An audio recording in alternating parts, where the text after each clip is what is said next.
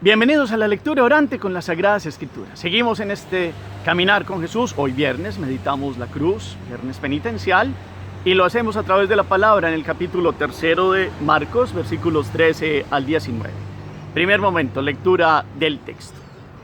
En aquel tiempo Jesús subió al monte, llamó a los que quiso y se fueron con él.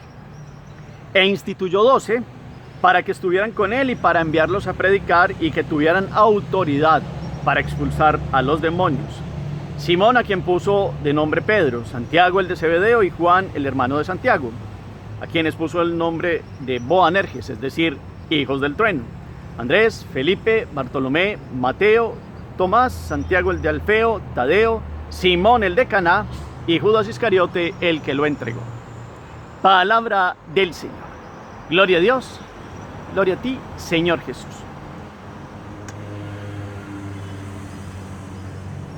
Invitemos al Espíritu Santo. Digámosle: ven Espíritu Santo, llena los corazones de tus fieles y enciende en ellos el fuego de tu amor. Envía tu Espíritu y todo será creado y renovarás la faz de la tierra. Espíritu Santo, ilumínanos con tu fuerza, gracia. Que el entendimiento de la Escritura sea para nosotros alimento cotidiano de encuentro contigo. Tú obres en cada uno de nuestros corazones el anhelo de una verdadera santidad. Amén. ¿Qué dice el texto? Es el primer movimiento, capítulo 3, versículos del 13 al 19. ¿Qué dicen las palabras como tal? Y entonces, Jesús, ¿a quién llamó? ¿Dónde fue? ¿Qué poder les dio? ¿Cuáles son los nombres de quienes llama? Miremos los elementos de los nombres, de algunos sobrenombres, de algunas indicaciones que nos da de estos personajes Marcos. Miremos el detalle de cómo introduce hoy el Evangelio. Y como siempre, después de varias lecturas, tratamos de recomponerlo con la memoria para bajarlo también después al corazón. En cuanto a lo que dice la palabra para cada uno de nosotros, que es la meditación, pues qué bueno escuchar otra vez más, enfáticamente, el llamado de Jesús a los apóstoles. Y esta vez a través del Evangelio según San Marcos. Es sucinta, es corta, es breve, pero da un detalle introductorio y es: subió al monte y llamó a los que él quiso y se fueron con él. Subir al monte en este contexto bíblico es... El monte es un lugar de teofanías, es decir, de manifestaciones de Dios. Acuérdense ustedes, Moisés en el Sinaí, Elías en el Horeb, también está el monte de las bienaventuranzas, el monte de la transfiguración, el monte Sión, lugar donde está toda la presencia de la gran Jerusalén, allí en el monte Sión. También todos los lugares que además pueda mostrar la Escritura como lugares de revelación, incluso el monte Carmelo, de una tradición muy bella también con la Santísima Virgen María. Pero subió al monte y llamó a los que él quiso. Aquí hay que distinguir como tres momentos del llamado. Puede ser el primer momento. Ustedes ven que los evangelistas nos narran algunos llamados individuales. Entonces Juan nos habla de Andrés y le dijo a su hermano Pedro, y lo mismo Juan a Santiago, y fueron como los 4 discípulos. Y después Juan nos va hablando de que vino Felipe, después vino Bartolomé, y más o menos nos habla de eso. Después Mateo y los sinópticos nos mostrarán cómo llama a Leví, el mismo Mateo que es publicano. Y hoy ese es como el primer llamado. También tuvo su momento para el llamado de los otros que no aparecen, seguramente de una forma individual, pero hubo un momento colectivo y grupal que es el segundo momento, y es este llamado de subir a la montaña para prepararse a esta elección que tendrá todo un contenido de la palabra apóstol, que significa enviados, y que luego se transformará en ser testigos. Mártir significa ser testigos, que es, después de las apariciones pascuales, podemos decir que hay un tercer momento del llamado donde cuando ha aparecido, les dice: vayan y hagan que todos se bauticen, se hagan mis discípulos en el nombre del Padre y del Hijo, y aquí que yo estoy con ustedes todos los días hasta el fin del mundo. Y después de Pentecostés viene una fuerza donde esa misión, que que fue particular al principio, que fue grupal en un segundo momento, ya después es ratificada con fuerza, la fuerza del Espíritu para que vayan. Ese es el contexto. Pero después nos deja hoy claro Marcos en la línea de la meditación también para que miremos cuando los llamó, ¿qué pasó con él? Los instituyó para que estuvieran con él y enviarlos a predicar. 3 años de la vida pública es formación continua, permanente. Como ustedes y yo pensemos también aquí, vamos intercambiando aquí con la meditación, esta palabra nos dice cómo estamos yendo a un discipulado con Él a través de su palabra para sentirnos enviados cotidianamente al mundo, para que otros vengan y lo conozcan. Tenemos un discipulado con Jesús. Queremos, como los discípulos, reconocer que somos llamados. Es que están los 12, pero en los 12 están representados todos los que por el bautismo, ustedes y yo, somos llamados con una misión particular. Y ese es el trasfondo grande de esta meditación de hoy. Usted y yo, todos los bautizados, tenemos una misión que Dios nos ha dado en el corazón. Y es esta de ser hijos de Dios en templos del Espíritu, partícipes de la vida de la iglesia. Esta iglesia somos todos con la misión de evangelizar. Pero primero en un interés de buscar la santidad, porque en la santidad está el encuentro con Dios. Y llevar esta presencia de Jesús a los demás.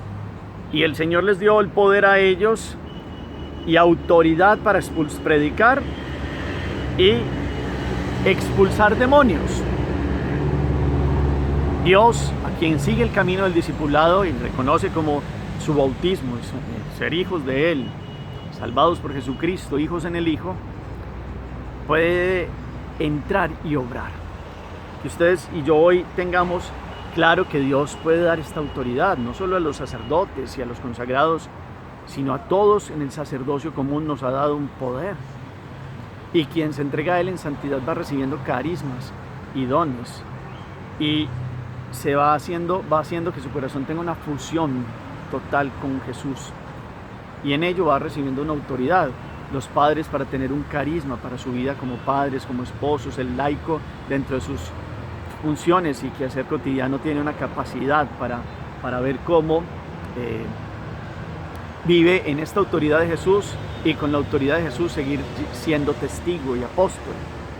Es más, quien siente que Jesús es su Señor y vive el señorío de Jesús tiene la capacidad de invocar el nombre de Jesús para expulsar el mal y para vivir con la fuerza de Dios, porque donde Dios viene está la acechanza de Satanás, porque anda como león rugiente, dice San Pedro, pero no tiene poder para aquellos que han dejado que la autoridad de Jesús entre en el corazón y con esa misma autoridad pues viven su vida y el enemigo y el mal no puede hacerles daño. Puede acechar, pero no puede obrar totalmente como Él quisiera. Entonces miremos esa otra línea, un poder y una autoridad.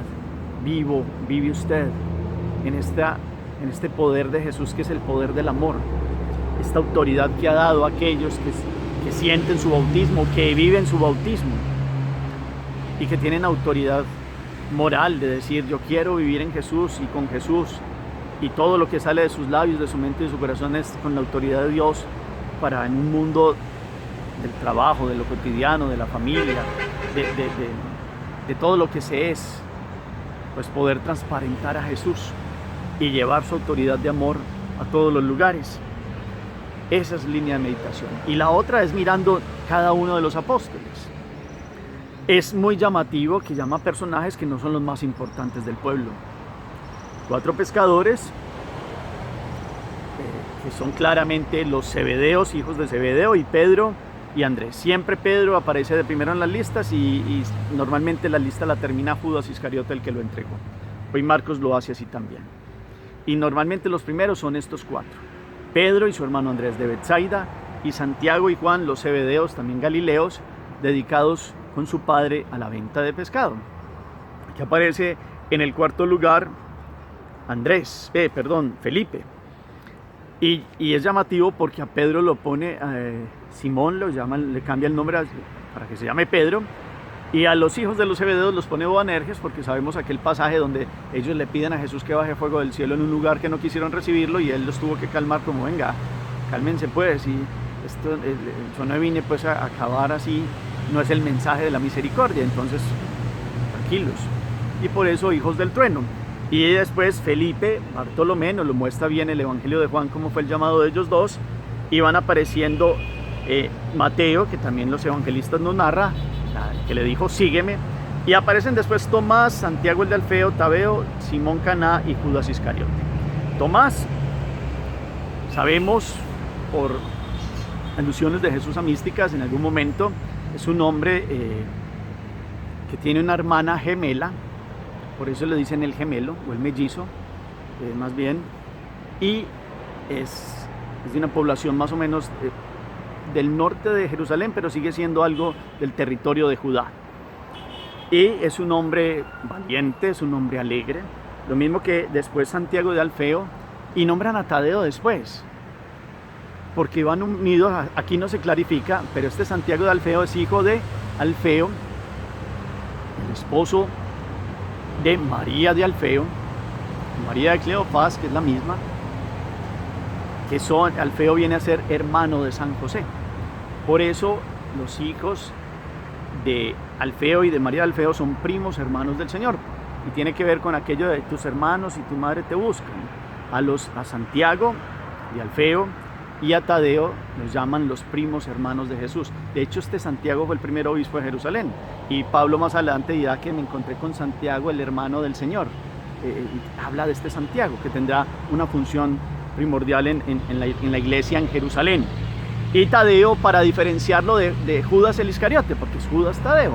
Tadeo significa valiente y es también parte de esta familia de Jesús, que no lo siguieron tan rápido como estos otros primeros, porque tenían algo difícil, y es que el papá Alfeo, hermano de San José, al principio no comprendía el mesianismo de Jesús y le costó. Por eso Jesús tiene que decir que en la misma familia habrá dificultad, inclusive división, porque algunos lo quieren seguir. Ya después Alfeo con el tiempo comprendió, y otros dos hermanos de estos que aparecen en algunas partes bíblicas, que se llaman José y Simón, hermanos de Santiago de Alfeo y Judas Tadeo, ellos al principio también les costó, pero después con la crucifixión vinieron y comprendieron el mesianismo de Jesús. Y aparece Simón el de Caná. Aquí dicen el de Caná como en una traducción, pero es cananeo porque su madre era cananea, que eran unas antiguas pueblos que existieron allí, los cananeos, pero su padre era judío, era hebreo, que su esposa no le había podido dar un hijo, y entonces con su esclava o con la que ayudaba, pues había tenido a su hijo, y esta era cananea. Y su padre era del grupo de los celotes o celotas, que eran aquellos que anhelaban la liberación de Israel del poderío romano. Por eso también se le dice Simón el cananeo o Simón el celota. Y Judas Iscariote, que sería el que supuestamente estaría más cerca de los cánones o conceptos humanos de preparación para seguir al Mesías, porque ese sí era formado en Jerusalén, conocía a los de Jerusalén, a escribas, fariseos, saduceos y todos, y por eso se movía en ese ambiente y tenía anhelos muy humanos cuando siguió a Jesús, y eso fue lo que le terminó llevando a que después lo vendiera el mejor postor. El que más esperaba fue el que menos dio.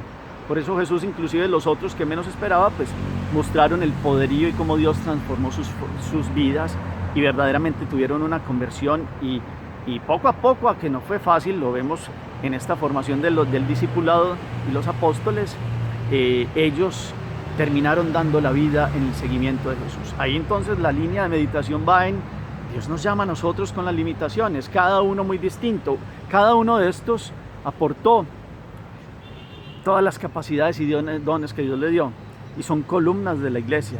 Ya no son las 12 tribus de Israel, para nosotros ya son también pues los 12 apóstoles, como columnas vivas de la iglesia, de las cuales ustedes y yo también pertenecemos por el bautismo.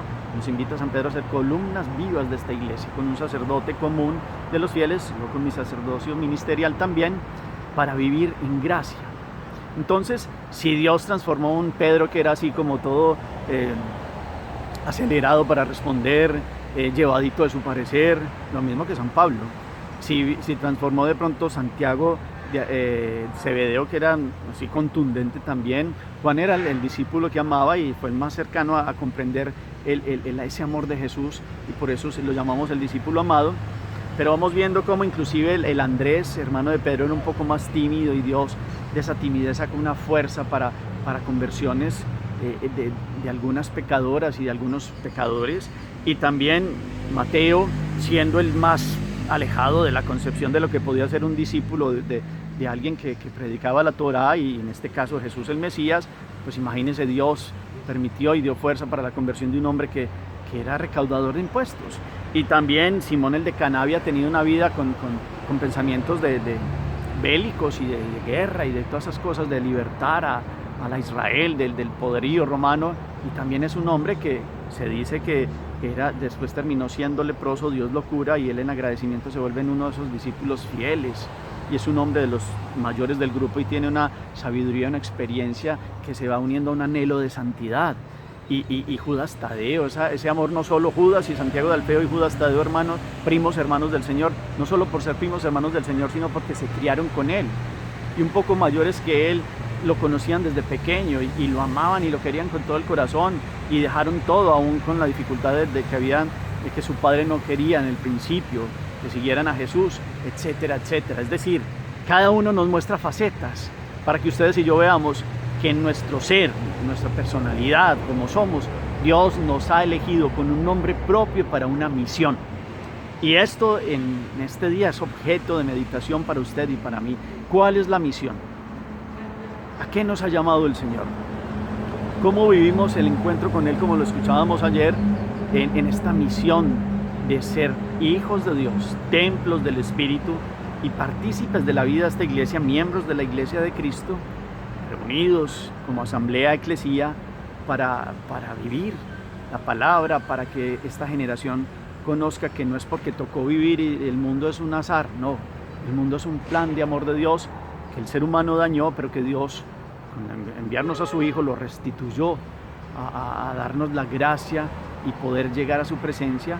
Y así los tiempos y la historia tengan influjo del mal, Dios siempre tendrá la última palabra, pero se vale de personas de las cuales conocen su misión y quieren vivir en santidad. Usted quiere vivir en santidad. De estos hombres, muchos en sus estilos y en sus caprichos y en sus dificultades primeras, Dios los fue formando y dieron la vida a cada uno de ellos por el Evangelio. ¿Usted está dispuesto a dar la vida? ¿Cómo está dispuesto a dar la vida? Hagamos oración. Bendito seas, Señor, porque llamas a cada uno de tus hijos desde el bautismo a la santidad. Gracias porque este subir al monte, este lugar de revelación, fue para aquellos 12 hombres un momento de seguimiento, y lo dejaron todo y se fueron a vivir contigo. Y fueron a escucharte y a verte actuar, y de allí recibir la autoridad para llevarte a todos los demás. Que hoy nosotros recibamos de ti este llamado y lo escuchemos en el corazón y obremos y dejemos todo y te sigamos como estos 12. Cada uno de nosotros, Señor, con nuestro carácter, con nuestras debilidades, con nuestra personalidad, la ponemos a tus pies para que nos modeles y nos transformes según tu corazón, como lo has hecho con los 12 apóstoles. Que podamos ser apóstoles enviados en esta generación, inclusive ser testigos, y si hay que derramar la sangre, tengamos la fuerza para mostrarte a los demás en este contexto, en esta generación, y que todos te conozcan y te amen. Amén. En la acción, como hoy y este año 2023, vamos a vivir la misión que tenemos desde el bautismo. Cómo sentirnos llamados con nombre propio. En qué momentos nos hemos sentido llamados, y si en algún momento ya hemos desarrollado nuestra misión, cómo nos ha ido, o qué nos falta de nuestra vida para que se pueda desarrollar la plena misión de buscar la santidad, y en la santidad vivir según Jesús y llevarlo a los demás. Cómo hoy, en toda nuestra vida, reconocemos que Jesús nos ha ido modelando como a los apóstoles. Y usted puede decir, es que Dios me ha ido transformando el corazón, y es con su gracia, no con mi capacidad solo. Uno dice sí y pone de su parte, pero la gracia de Dios va dando la fuerza para transformarnos. ¿Cómo se ha dado esa gracia en su vida? ¿Y cómo seguir haciendo para que este año se continúe? Gracias por el eco que deja la palabra en sus corazones. Es muy importante y valioso que escriban en el chat. Señor esté con ustedes y la bendición de Dios Todopoderoso, Padre, Hijo y Espíritu Santo descienda sobre ustedes y los acompañe siempre. Podemos seguir en paz. Demos gracias a Dios. Feliz día para todos.